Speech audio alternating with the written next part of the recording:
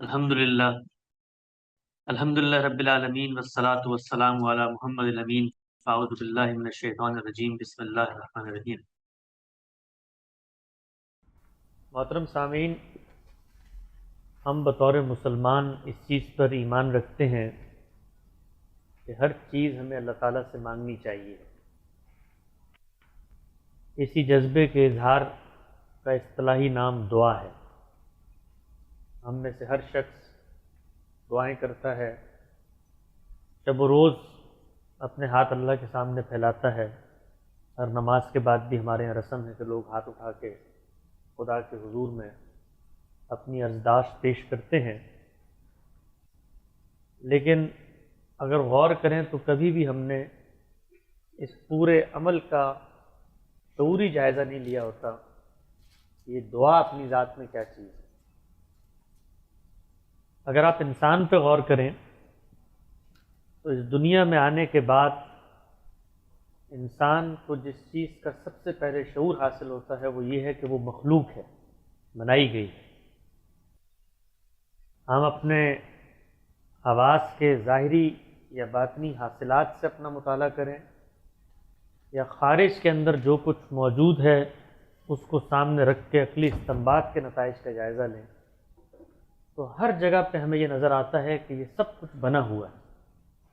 میں بنا ہوا ہوں، میں اپنے اوپر غور کرتا ہوں تو مجھے معلوم ہوتا ہے کہ میرے اندر ایک اخلاقی وجود ہے، میرے اندر ایک عقلی وجود ہے، میرے اندر ایک جمالیاتی حس رکھی گئی ہے۔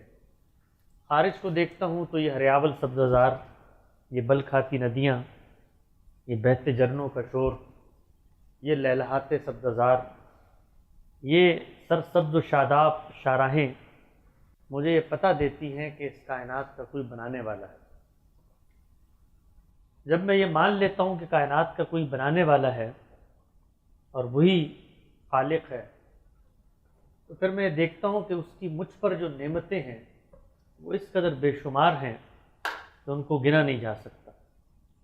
اللہ تعالیٰ نے ہمیں زندگی دی، صحت دی، رزق دیا، اس کے بعد رشتے دیے۔ ہر لمحے ہم ان سے محظوظ ہوتے ہیں۔ ہم میں سے جن لوگوں کے ہاں اولاد ہے ہم یہ دیکھتے ہیں کہ ہر لمحہ ان سے ہم جب اپنے تعلق کا اظہار کرتے ہیں، ان سے محبت سے کھیلتے ہیں تو جو راحت اور فرحت کے جذبات ہمیں محسوس ہوتے ہیں اس کے نتیجے میں میرے اندر سے ایک جذبہ شکر اٹھتا ہے اور میں یہ چاہتا ہوں کہ اس خالق حقیقی سے، اس منعم حقیقی سے اپنے تعلق کا اظہار کروں اور اس کو شکریہ ادا کروں۔ یہ نعمتیں اور ان سے استفادے کے نتیجے میں جذبہ شکر و سپاس جو میرے اندر اٹھتا ہے اس سے یہ جذبہ پیدا ہوتا ہے کہ میں شکر ادا کروں۔ وہیں یہ نعمتیں مجھے کسی نے دی ہوئی ہیں، یہ چھن بھی سکتی ہیں۔ یہ نعمتیں جو کچھ موجود ہیں اس میں مزید کی احتیاج بھی ہے۔ یہ جذبہ احتیاج اور یہ جذبہ دوام اور یہ جذبہ بقا دعا کو جنم دیتا ہے۔ یعنی دعا کیا ہے؟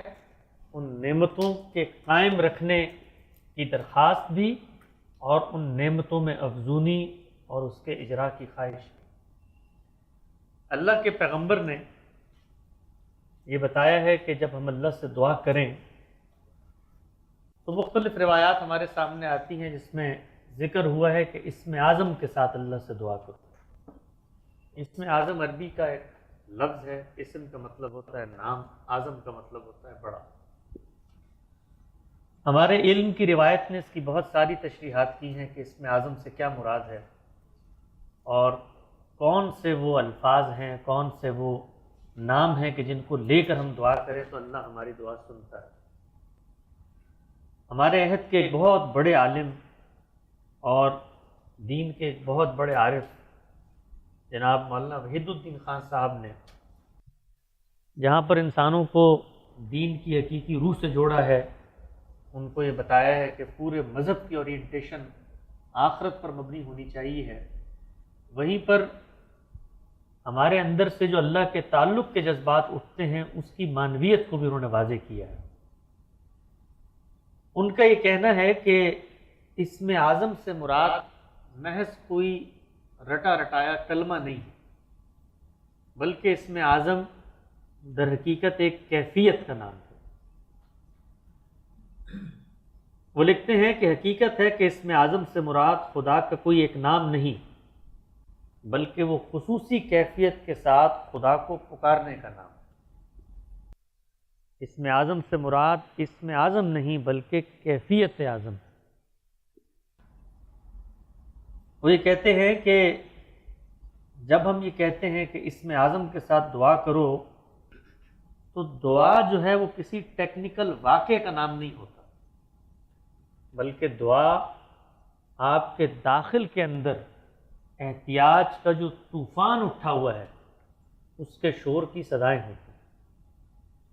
ہم لوگ بالعموم دعا کرتے ہیں، نمازوں میں بھی دعا کرتے ہیں، ویسے بھی دن بھر ہاتھ اٹھا کے دعا کر رہے ہوتے ہیں، تو آپ غور کریں اس دعا کے اندر یہ احساس پوشیدہ نہیں ہوتا کہ وہ ہمارے اندر جو جذبات پیدا ہو چکے ہیں اس کے اظہار کو ایک زبان دے رہے ہو، بلکہ رسمی کلمات ہوتے ہیں، رسمی الفاظ ہوتے ہیں جو ہم ہر وقت پڑھ رہے ہوتے ہیں۔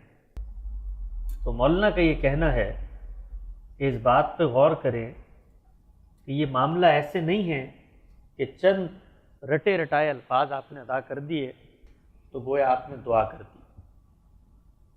اس کو ایک واقعے سے انہوں نے بیان کیا ہے، بڑا دل نواز واقعہ ہے، اور میں جب بھی پڑھتا ہوں اس واقعے کو تو یہ احساس ہوتا ہے کہ ہمارے ہاں مذہبیت جب اصطلاحات میں گم ہو جائے تو کیسے اس کی روح اور اس کی حقیقت مردہ ہو جاتی ہے۔ مولانا لکھتے ہیں کہ رامپور یو پی کا واقعہ ہے۔ ایک بچے نے اپنے باپ سے کہا میرے لیے ایک بائیسیکل خریدی۔ باپ کی آمدنی کم تھی، وہ بائیسیکل خریدنے کی پوزیشن میں نہ تھا، اس نے ٹال دیا۔ لڑکا بار بار کہتا رہا اور باپ بار بار منع کرتا رہا۔ بالآخر ایک روز باپ نے ڈانٹ کر کہا کہ میں نے کہہ دیا ہے نا کہ بائیسیکل نہیں خرید سکتا، اب آئندہ مجھ سے اس قسم کی بات نہ کرنا ورنہ میں تمہیں ماروں۔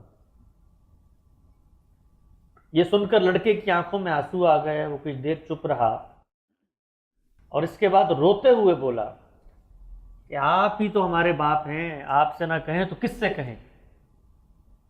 اس جملے نے باپ کو تڑپا دیا۔ اچانک اس کا انداز بدل گیا، اس نے کہا اچھا بیٹے اطمینان رکھو، میں تمہارے لیے بائیسیکل خرید لوں گا اور کل ہی خرید لوں گا۔ یہ کہتے ہی باپ کی آنکھوں میں بھی آنسو آ گئے۔ اگلے دن اس نے کہیں سے پیسوں کا انتظام کیا اور اس کے لیے نئی بائیسیکل خرید لی۔ مولانا کہتے ہیں کہ لڑکے نے بظاہر ایک لفظ کہا تھا کہ بھئی آپ سے نہ کہیں تو کس سے کہیں، آپ ہی تو ہمارے باپ ہیں، مگر یہ ایک لفظ تھا کہ جس کی قیمت اس کی اپنی زندگی تھی، جس میں اس کی پوری ہستی شامل ہو گئی۔ یعنی وہ جو اس نے اپنا ایک جذبہ اپنے والد کے سامنے رکھا کہ آپ سے نہ کہیں تو کس سے کہیں، آپ ہی تو ہمارے باپ ہیں، تو بظاہر تو یہ چند الفاظ ہیں، لیکن ان الفاظ میں اس بچے کی پوری زندگی اور پوری ہستی شامل ہو گئی۔ اس لفظ کا مطلب یہ تھا کہ اس نے اپنے باپ کو سرپرست کے آگے بالکل خالی کر دیا، یعنی جو اس کا سرپرست ہے اس کے سامنے اس نے ہاتھ اٹھا دیے اور اس نے اس کو کہا ہے کہ میرا تو کوئی اور سہارا ہی نہیں ہے، آپ ہی تو ہیں جس کے پاس ہم جا کر یہ فریاد کر سکتے ہیں۔ یہ لفظ بول کر اس نے اپنے آپ کو ایک ایسے نقطے پر کھڑا کر دیا کہ جہاں اس کی درخواست اس کے سرپرست کے لیے بھی اتنا ہی بڑا مسئلہ بن گئی جتنا اس کے لیے۔ اگر آپ غور کریں کہ جب آپ کسی دوسرے شخص پر اس قدر انحصار کر دیتے ہیں کہ اس کو کہیں کہ بھئی آپ سے نہ کہیں تو کس سے کہیں، تو جس سطح کا مسئلہ وہ آپ کے لیے تھا اب وہ اسی سطح کا مسئلہ دوسرے شخص کے لیے بھی بن جاتا ہے جب آپ اپنی ہستی اس کے سامنے رکھ دیتے۔ تو مولانا نے لکھا یہ لفظ بول کر اس نے اپنے باپ کو ایسے نقطے پر کھڑا کر دیا کہ اس کی درخواست اس کے سرپرست کے لیے بھی اتنا ہی بڑا مسئلہ بن گئی جتنا خود اس کے لیے تھی۔ بیٹے کے الفاظ نے باپ کو اس سنگین سوال سے دوچار کر دیا کہ اگر وہ اپنے بیٹے کو بائیسیکل خرید کر نہ دے سکا تو اس کی پدریت، فادرہڈ، یہ تو مشتبہ ہو جائے، یعنی پھر کس چیز کا باپ وہ رہے گا۔ مولانا کہتے ہیں کہ اس واقعے سے سمجھا جا سکتا ہے کہ دعا کی وہ کون سی قسم ہے کہ جس کے بعد خدا کی رحمتیں اپنے بندے پر امڑ آتی ہیں۔ یہ رٹے ہوئے الفاظ کی تکرار نہیں ہے، نہ اس کا کوئی رسمی نصاب ہے۔ لوگ پوچھتے ہیں نا عام طور پہ بھائی دعاؤں کی کوئی کتاب تجویز کر دیں، دعائیں ہم پڑھ لیں، اور ایسی دعائیں جن کے ذریعے سے ہم مستجاب الدعوات بن جائیں، ہماری درخواست اللہ قبول کر لے۔ تو مولانا کہتے ہیں یہ رٹے ہوئے الفاظ کی تکرار نہیں، نہ اس کا کوئی رسمی نصاب ہے۔ یہ دعا کی وہ قسم ہے جس میں بندہ اپنی پوری ہستی انڈیل دیتا ہے۔ جب بندے کی آنکھ سے عجز کا وہ قطرہ ٹپک پڑتا ہے جس کا تحمل زمین و آسمان بھی نہ کر سکیں، جب بندہ اپنے آپ کو اپنے رب کے سامنے اتنا زیادہ شامل کر دیتا ہے کہ مانگنے والا اور دینے والا دونوں ایک ترازو پر آ جاتے ہیں، یعنی جو مانگنے والا ہے وہ اپنی احتیاج کو دینے والے کا مسئلہ بنا دیتا ہے، تو پھر دونوں ایک ترازو پر آ جاتے ہیں۔ یہ وہ لمحہ ہے جب کہ دعا محض لغت کا ایک لفظ نہیں ہوتا، بلکہ وہ ایک شخصیت کے پھٹنے کی آواز بن جاتی۔ سبحان اللہ۔ یہ وہ لمحہ ہے کہ جب دعا محض ایک لفظ نہیں ہوتا بلکہ وہ ایک شخصیت کے پھٹنے کی آواز بن جاتی ہے۔ اس وقت خدا کی رحمتیں اپنے بندے پر ٹوٹ پڑتی ہیں، بندگی اور خدائی دونوں ایک دوسرے سے راضی ہو جاتے ہیں، قادر مطلق اور عاجز مطلق کو اپنی آغوش میں لے لیتے ہیں۔ تو مولانا کہتے ہیں کہ اس واقعے پر غور کیجئے تو اس میں دونوں قسم کی دعا کی مثال نظر آئے گی۔ بچے نے جب پہلی بار اپنے باپ سے کہا کہ مجھے سائیکل خرید کے دیجئے، تو اس نے گویا صرف دعا کی، اپنی درخواست اپنے باپ کے سامنے رکھی۔ بچے نے جب پہلی بار اپنے باپ سے کہا کہ مجھے ایک سائیکل خرید دیجئے تو اس نے گویا صرف دعا کی، لیکن دوسری بار جب اس نے رو کر کہا کہ آپ ہی تو ہمارے باپ ہیں، آپ سے نہ کہیں تو کس سے کہیں، جب بچے کی زبان سے یہ الفاظ نکلے تو گویا کہ ایک سپر دعا جنم لے گئی۔ یعنی پہلے تو صرف ایک رسمی دعا تھی، لیکن مولانا کہتے ہیں کہ جس طرح ہر چیز کا ہم لیولز بیان کرتے ہیں نا، وہ کہتے ہیں کہ ایک دعا ہوتی ہے اور ایک سپر دعا ہوتی ہے۔ تو یہ سپر دعا تھی۔ پہلے قسم کے الفاظ سے باپ پر کوئی اثر نہیں پڑتا تھا، لیکن دوسرے قسم کے الفاظ نے باپ کو پگھلا دیا۔ اب وہ اتنا متاثر ہوا کہ فوراً بائیسیکل خریدنے کے لیے تیار ہو گیا۔ تو مولانا یہ بتاتے ہیں کہ اس مثال سے عام قسم کی دعا اور اس میں اعظم کی دعا کا فرق آپ سمجھ سکتے ہیں۔ عام قسم کی دعا دعائیہ کلمات ہوتے ہیں، لیکن اس میں اعظم کے ساتھ جب دعا آپ کرتے ہیں اس میں کیا ہوتا ہے، اس میں آپ کی ہستی، آپ کی شخصیت یہ پوری کی پوری ڈیل دیتے ہیں آپ اس کو اگلے کے سامنے۔ تو وہ یہ بتاتے ہیں کہ جب رسول اللہ صلی اللہ علیہ وسلم کی نسبت سے یہ بات ہمارے سامنے آئی کہ آپ اللہ سے مانگیں اور اس میں اعظم کے ساتھ مانگیں، تو اس کا مطلب یہ ہے کہ اس کیفیت میں مانگیں جو کیفیت عالم کے پروردگار کے ساتھ آپ کے تعلق کے ظہور کا ایک نمونہ۔ تو ہمارے یہاں آپ اگر غور کریں، بالعموم ہم دعائیں کرتے ہیں، شب و روز دعائیں کرتے ہیں، لیکن اس تڑپ، اس لگن اور اس اپنائیت کے ساتھ ہم دعا نہیں کر پاتے کہ ہم اللہ تعالیٰ کو یہ بتائیں کہ ہم جب تیرے پاس آ رہے ہیں تو اس امید پر آ رہے ہیں کہ ہمارا کوئی دوسرا آسرا نہیں، اس جذبے کے ساتھ۔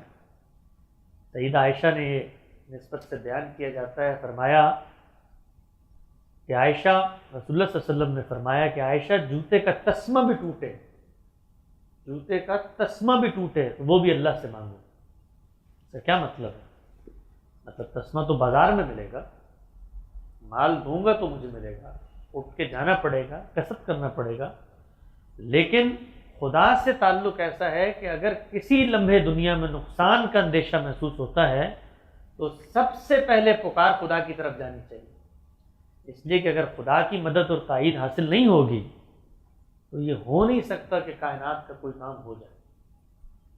تو مولانا نے اس طرف توجہ دلائی کہ اسم اعظم کیفیت کا نام ہے، کسی رسمی کلمے کا نام نہیں۔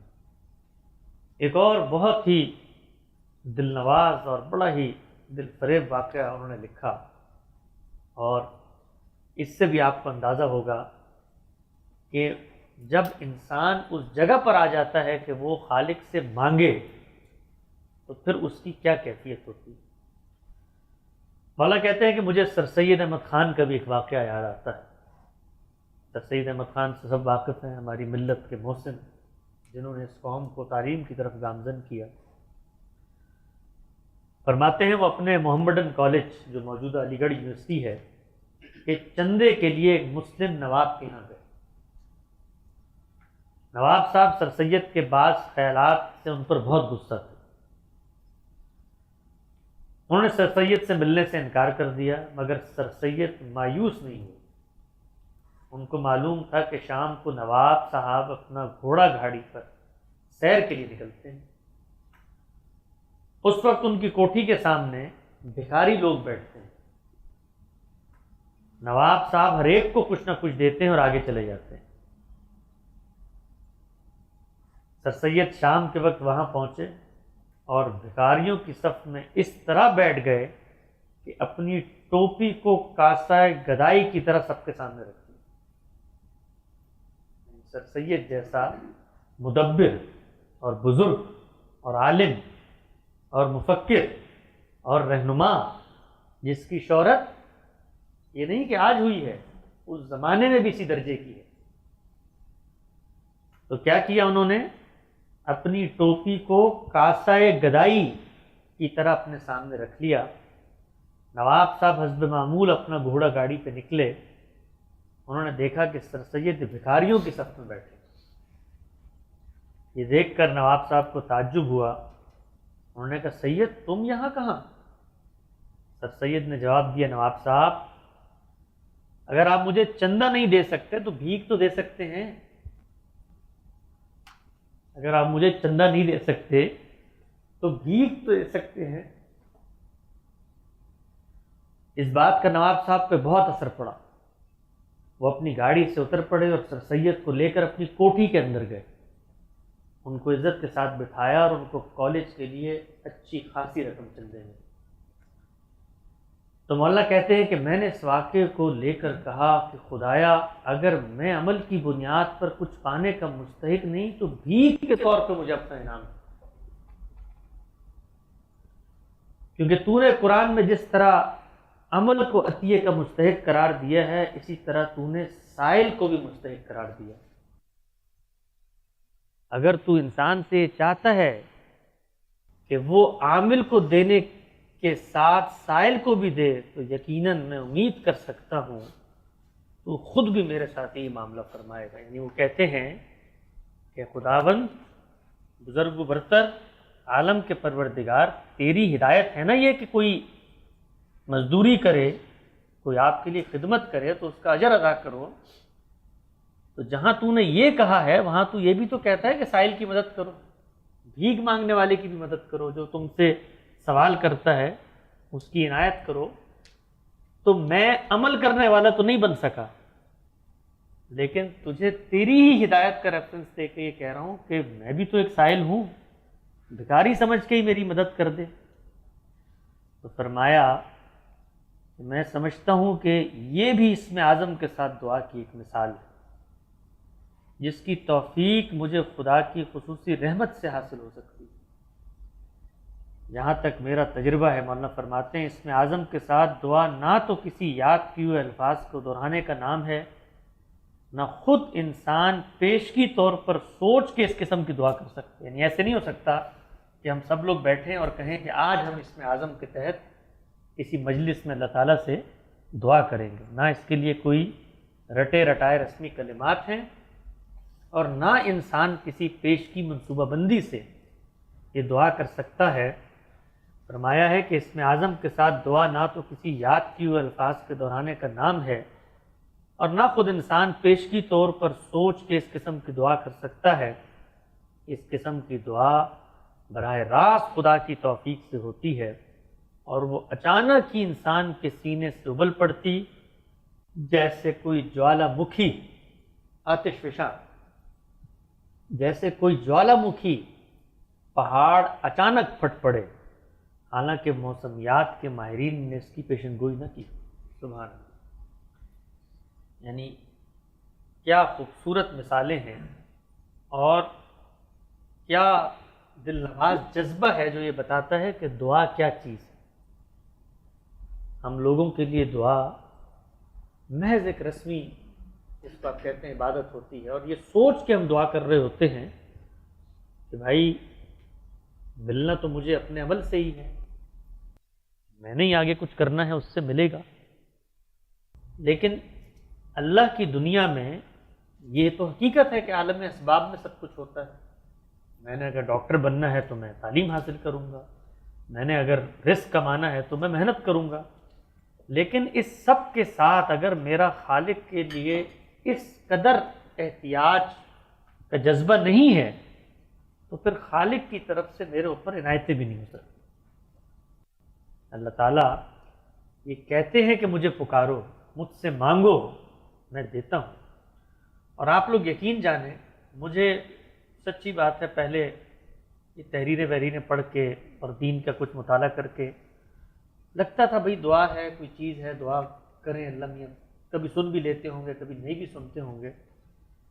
میں نے ایک عالم کے ساتھ وقت گزارا اور مجھے یہ اندازہ ہوا کہ جب کبھی درخواست کی کہ جی آپ خصوصی دعا کریں میرے لیے، اللہ سے درخواست کریں، یا میں نے اپنے مشاہدے میں دیکھا کہ ان کا اپنا کوئی ایسا معاملہ ہے، بالکل لگتا ہے کہ دیوار بند ہو گئی ہے، لیکن جس وقت دعا کی آپ یقین جانیے کہ بند دروازے کھل گئے، بند دروازے کھل گئے. اور انسان کو لگتا تھا کہ اس کی گرفت میں نہیں ہے ایک معاملہ، اور آفاقی طور پہ کچھ خدائی تصرف ہے جس کے نتیجے میں یہ معاملہ حل ہو. تو یہ معاملہ انہی کے ساتھ ہوتا ہے جو خدا تعالیٰ سے اس قدر یقین، تعلق، محبت کا جذبہ اور اس کے سامنے اپنے آپ کو انڈیل دینے کی نفسیات کے ساتھ دعا کرتے ہیں. اقول قولی ھذا واستغفر اللہ لی ولکم ولسائر